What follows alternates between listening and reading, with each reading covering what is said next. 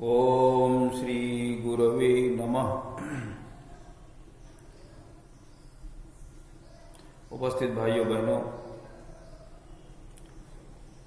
इस सत्संग में आप सब लोगों का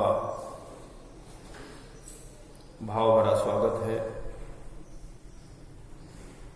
आइए हम सब लोग मिलकर के गुरु की वंदना करें। ओम गुरुर्ब्रह्मा गुरुर्विष्णु गुरुरेव महेश्वर गुरुरेव परब्रह्म तस्मै श्री गुरवे नमः। अखंडमंडलाकारं व्याप्तं येन चराचरं तत्पदं दर्शितं येन तस्मै श्री गुरवे नमः। मातृवत लालयित्री पितृवत मार्गदर्शिका नमो अस्तु गुरुसत्तायै श्रद्धा प्रज्ञायुता चया। ओम श्री गुरवे नमः।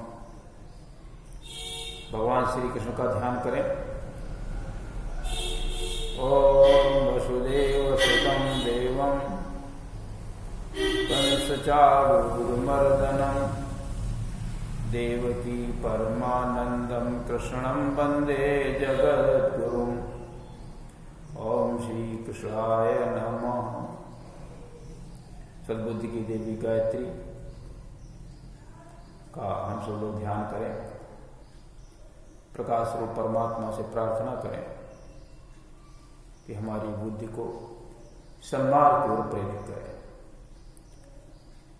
ओम भूर्भुवः स्वः तत्सवितुर्वरेण्यं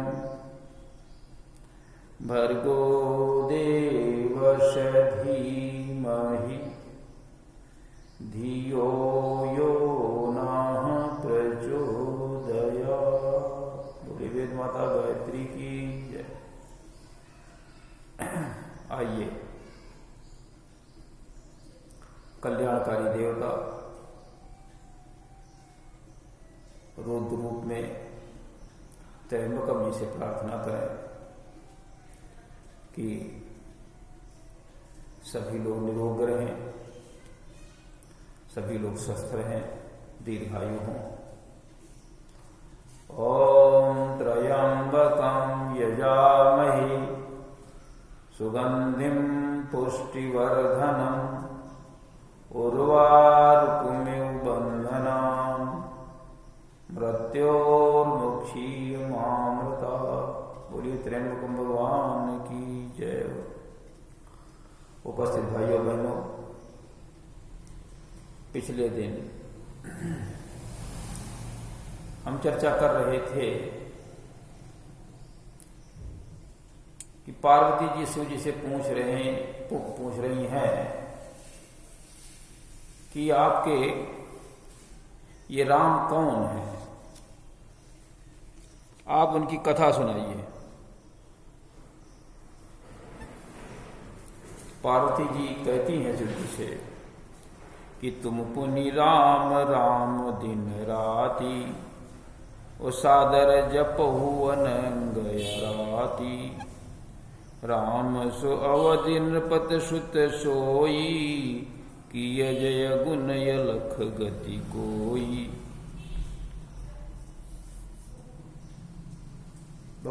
ये राम राम जपते ही कौन है? ये कोई अनादि अलगत निराकार कोई ब्रह्म है, यह राजा दशरथ के बेटे हैं। उनके गुणों का वर्णन कीजिए, राम की कथा सुनाइए, राम के गुणों को सुनाइए।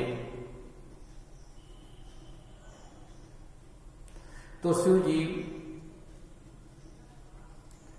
उनके संशय का निवारण करते हैं और कहते हैं कि जैसा मैंने सुना है, जैसी मेरी मति है, उसके अनुसार आपको हम उसके अनुसार राम के गुणों का हम वर्णन करेंगे।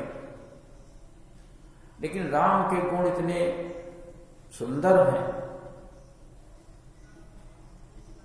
कि जो हमारे दिल के अंदर संशय है वे सब समाप्त हो जाते हैं राम के गुणों को अगर हम अपना ले तो।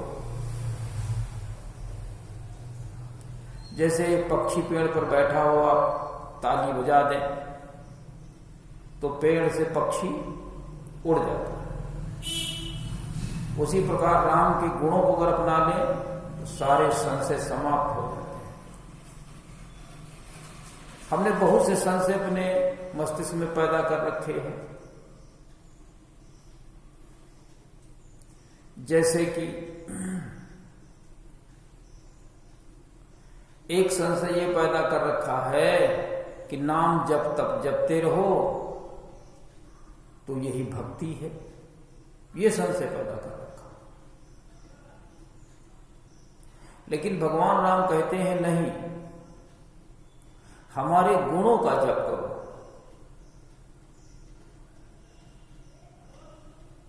गुणों को अपने जीवन में उतारो, ये भक्ति है। भक्ति का मतलब भगवान की भावना के अनुसार चलना। जैसे तुलसीदास जी ने रामचरितमानस में लिखा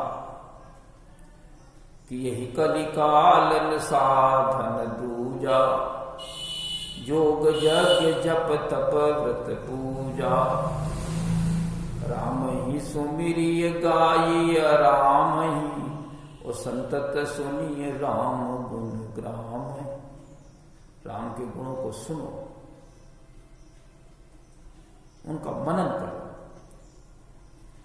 और उनको जीवन में उतारो। यही भगवान की भक्ति है।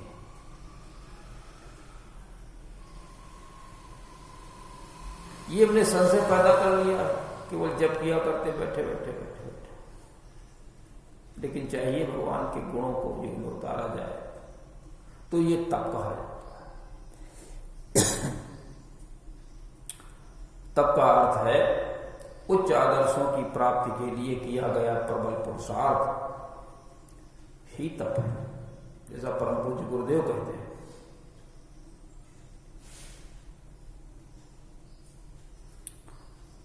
जैसे भगवान राम समदर्शी थे, वो किसी जाति पात या किसी ऊंच नीच में भेद नहीं करते थे।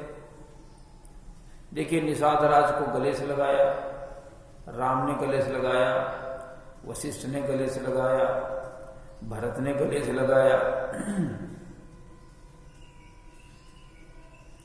कहीं ऊंच नीच का भेद माना, सबरी के घर गए, झूठे बेर खाए। समदर्शी गुण था। और हमारे अंदर ये संशय बना हुआ है समदर्शी के प्रति।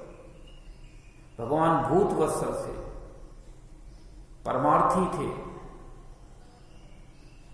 तो ये सब भगवान के गुण है। अगर इनको अगर आप अपना लेते हैं तो आपके अंदर का संशय चला जाएगा। तुलसीदास जी ने लिखा है कि राम कथा सुंदर करतारी, और संशय विहग उड़ावन हारी।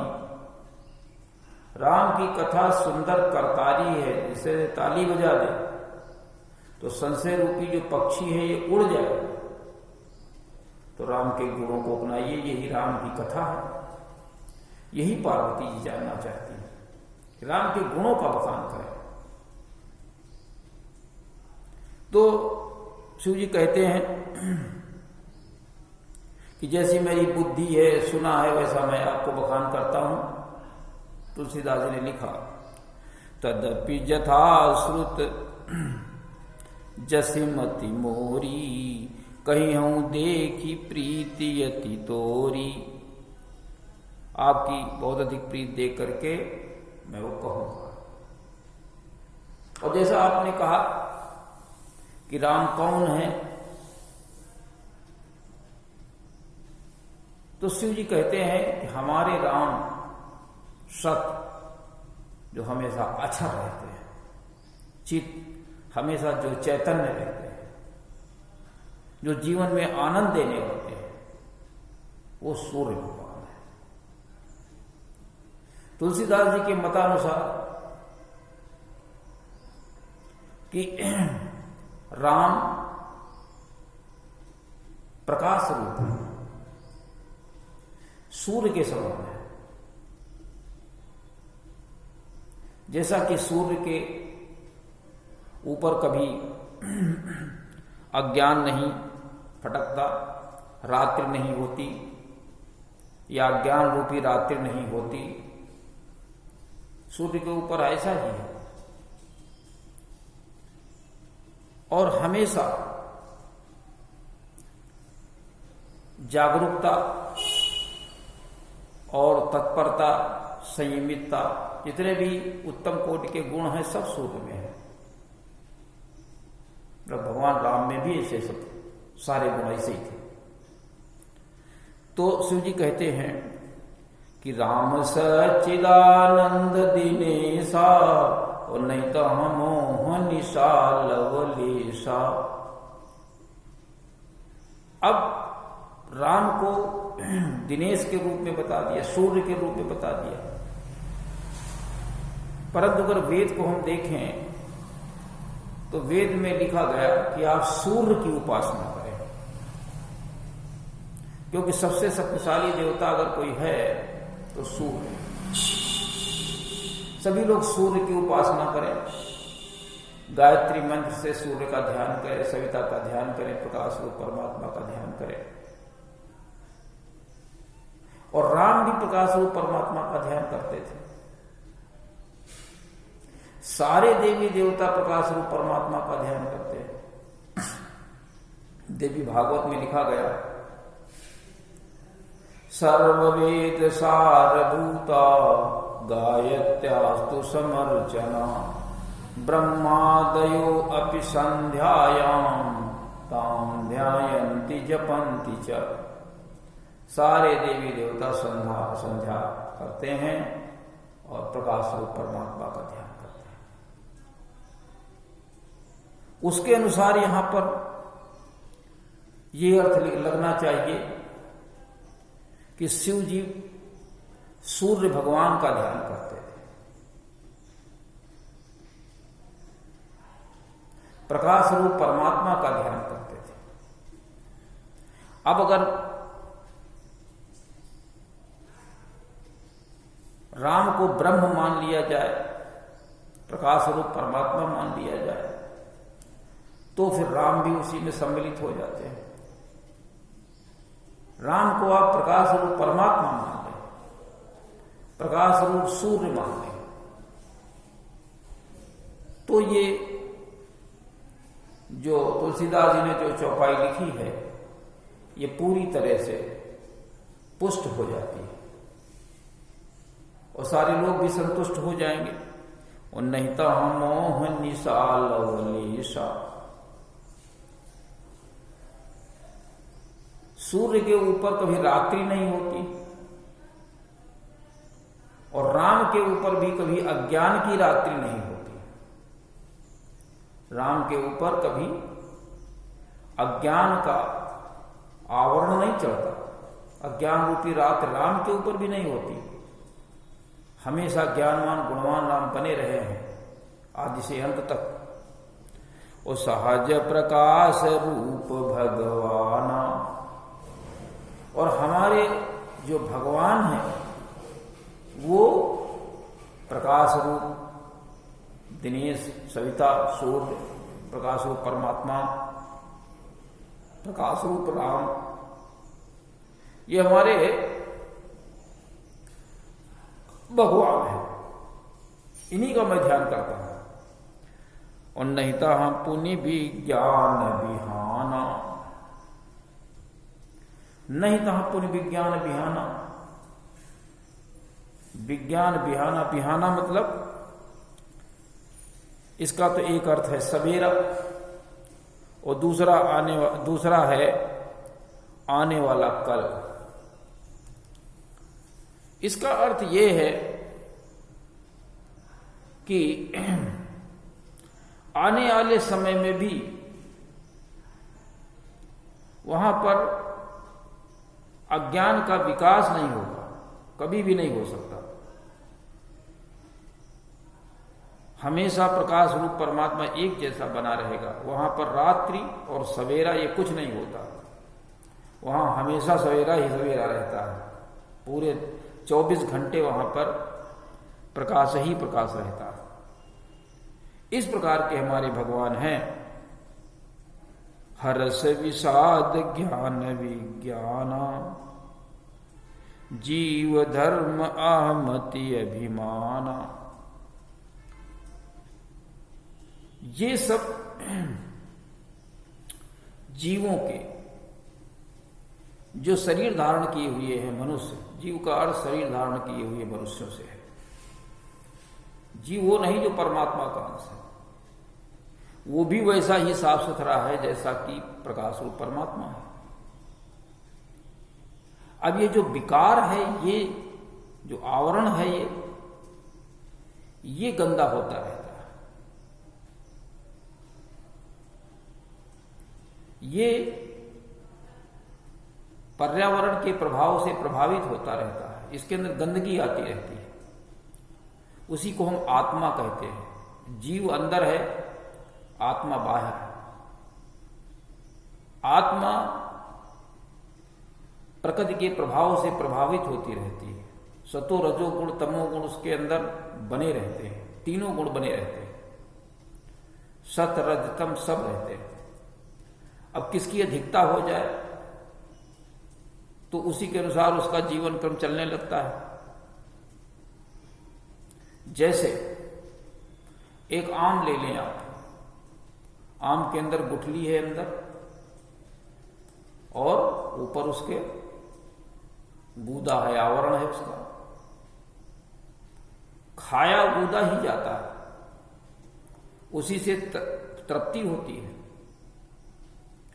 और खराब भी वही होता है। सड़ता गलता कीड़े पड़ते जो कुछ भी होता है वो गूदे में होता है, उठली में नहीं होता। उसी प्रकार जीव है अंदर बैठा, वो उसके ऊपर कभी प्रकृति का प्रभाव नहीं होता। प्रकृति का प्रभाव उसके चारों जो आत्मा है, आत्मा हमारी कलुषित होती रहती है, उसको में साफ सुथरा करने की आवश्यकता होती है। तो यहां जीव का अर्थ मनुष्य के शरीर से है। हमें ऐसा लगता है हर्ष विषाद ज्ञान विज्ञान जी, ये सब अहमति अभिमान, ये सब आत्मा को प्रभावित करते रहते हैं। आत्मा के गुण है, मनुष्य के गुण है। लेकिन राम ब्रह्म व्यापक जग जाना, पूरा जग यही जानता है कि राम ब्रह्म है और व्यापक है, सब जगह व्याप्त है। उस जीवधारी के अंदर, प्रत्येक जीवधारी के अंदर भी तो जीव बैठा हुआ है, वो परमात्मा का स्वरूप है, वो ब्रह्म का स्वरूप है, वो राम का स्वरूप है। परमानंद परेश पुराना, जो परमात्मा है वही जीवन को आनंदित करता है, वही ईश्वर है। पुराणों में ऐसा ही व्यक्त किया गया है कि वेदों में, कि ईश्वर जो हमारा जीव है वो आनंद देने वाला है, आनंद के लिए ही यहां आया है। जैसे बिजली आनंद देने वाली है, जहां आप लगा देंगे वहां कार्य होने लगता है, बिजली से आनंद मिलता है। अब पंखा ही आपका खराब हो तो हवा कहां से आएगी? पंखा, टेलीविजन, फ्रिज, कूलर, फ्रीजर, इनको सब आप मान लीजिए आत्मा है, और उसके अंदर बिजली जीव है। ये व्यापक है, सब कोई जानता है कि बिजली से बड़ा ही लाभ होता, बहुत अच्छी होती है, बहुत सब कुछ है। तो परमानंद परेश पूर्ण, ईश्वर हमेशा आनंददायी है, ऐसा धर्म ग्रंथों शास्त्रों में सब लिखा गया है। परेश, परेश का अर्थ है ईश्वर, भगवान, परमात्मा, विष्णु, ये सब परेश के अंतर्गत आते हैं और यही सब आनंद देने वाले हैं। ईश्वर ही पुराण पुरुष है।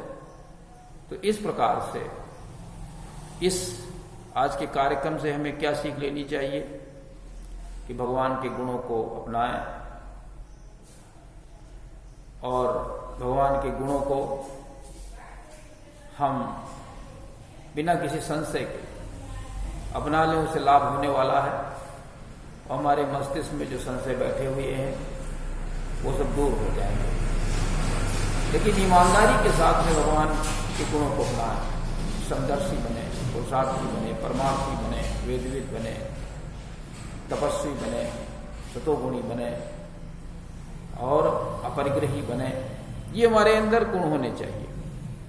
ये जो कथा कही गई है, ये जैसा शिव जी ने सुना है वैसा ही हम सब लोगों को बता रहे हैं। और परमात्मा प्रकाश स्वरूप है, शिव जी उन्हीं का ध्यान करते रहें। वही प्रकाश रूप परमात्मा ही राम है, वही ब्रह्म है, उसके अंदर कोई दुर्गुण नहीं। हम अपने अंदर के सद्गुणों को बढ़ाएं जिससे कि हमारा कल्याण होगा। इसी के साथ में आज के कार्यक्रम का समापन होता है। ओम शांति।